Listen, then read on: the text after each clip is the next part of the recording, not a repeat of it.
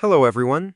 In this video, I'll guide you through an honest assessment of ryne.ai, a comprehensive writing platform and text humanizer that has captured massive attention from students and creators trying to make their AI drafts undetectable.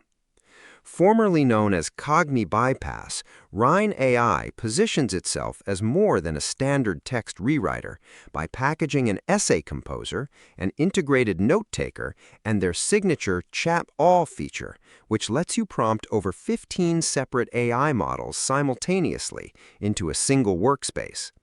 The standout pull here is its dedicated academic focus, offering a built-in detector dashboard that provides a Turnitin equivalent similarity report right before you submit your final draft.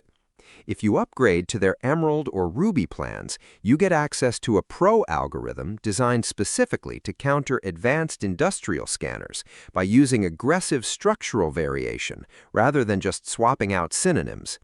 However, putting this tool through real-world testing reveals a couple of significant hurdles you need to watch out for. While the platform works incredibly fast and maintains strong grammar control, its standard rewriting engine frequently delivers mixed results against ruthless checkers like Originality AI and GPT-0, sometimes leaving a high AI footprint intact. Furthermore, the humanized outputs can occasionally read a bit wonky or juvenile, shifting the core meaning of complex professional arguments and requiring a fair amount of manual editing to smooth out the transitions.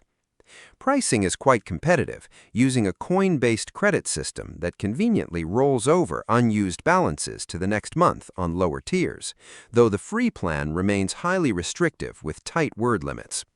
Ultimately, ryne.ai is a highly functional, feature-rich toolkit for students looking to centralize their research and lightly mask drafting patterns, but you shouldn't treat it as a flawless shield against advanced academic scrutiny without performing a final human polish yourself.